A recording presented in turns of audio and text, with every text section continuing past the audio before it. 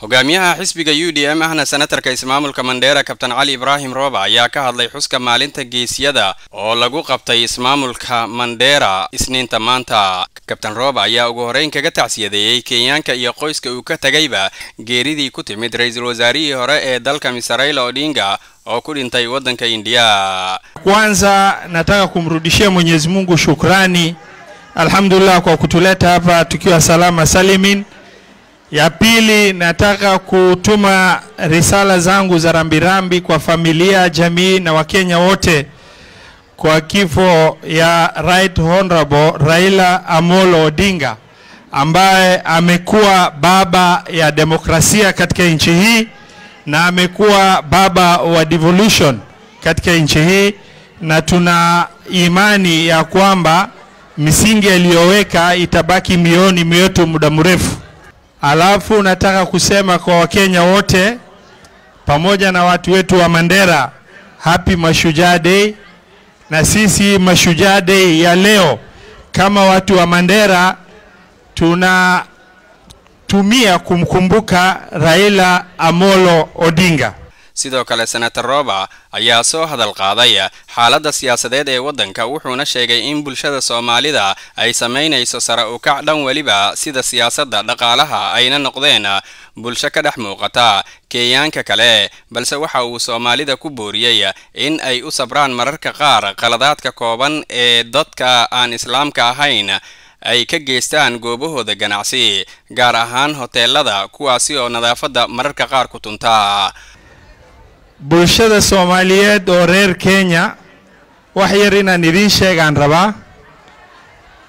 Ilaahay wuu noo nimceeyay inkastoo county-yaasha Garissa, Mandera iyo Wajir weli ay iska liitaan horumar ahaan, laakiin bulshada Soomaaliyeed kor bay u socdaan. meel walba ay joogaan county-yaasha 47 county oo Kenya meel ay Soomaali joogin malaha, oo bicshara ay ka sameeyeen malaha, masaajida ay ku dhisanin malaha, madrasooyin ay ku sameeysanin malaha. waxaana rabaa bulshada Soomaaliyeed inay ogaadaan xaasidkaanada uu badan yahay wadanka, xaasidka Soomaalida uu badan yahay. waxaana la rabaa annaga sabab nulugu xasdo yaanan siinin.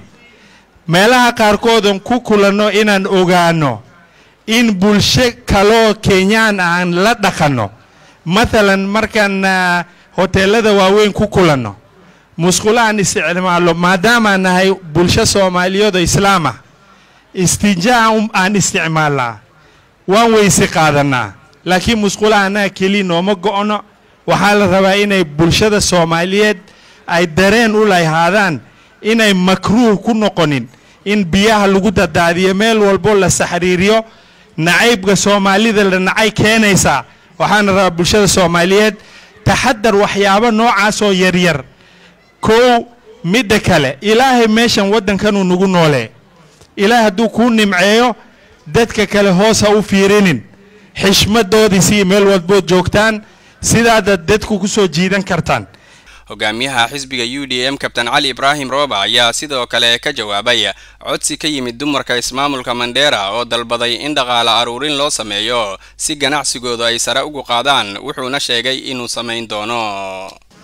midda kale aan rabin aan ku dhawaaqo, kina mama wetu kutoka Ramo wamefanya voice recording, wametuma message kutoka kwa Meja Bashir, governor, senator. Wamesema hivi juzi tulifanya harambe hapa Isiolo, wamesema tumefanya kazi mzuri, lakini wanasema kina mama wa Mandera pia wanaongojea hiyo harambe. Na mimi nataka kuchukua jukumu hii kama party leader wa Mandera kwa niaba ya members ya county, members wa UDM, wale viongozi wako hapa, kwa niaba ya ndugu yangu governor, MPs wote, women rep, nominated senator, county nominated MP Suleka, ya kwamba inshallah taala tutafanya grand harambe ya kina mama April tarehe 19 April, tarehe 19 inshallah. Na sasa hiyo harambee itawakilisha sub-county 12 kutoka Kutulo, Elwak, Takaba, Dandu, Banisa, Kilwehiri, Ashabito, Ramo, Lafe, Arabia, tukikuja hapa Kalalio, Mandera East. Inshallah taala tutahakikisha sub-county zote 12 tutawakilisha, na kwa niaba wa vijana wetu hapa, viongozi viongozi wa mashinani, nataka kuambia MCS, we will have representative from the 30 wards kina mama, na tutaweka target. Iko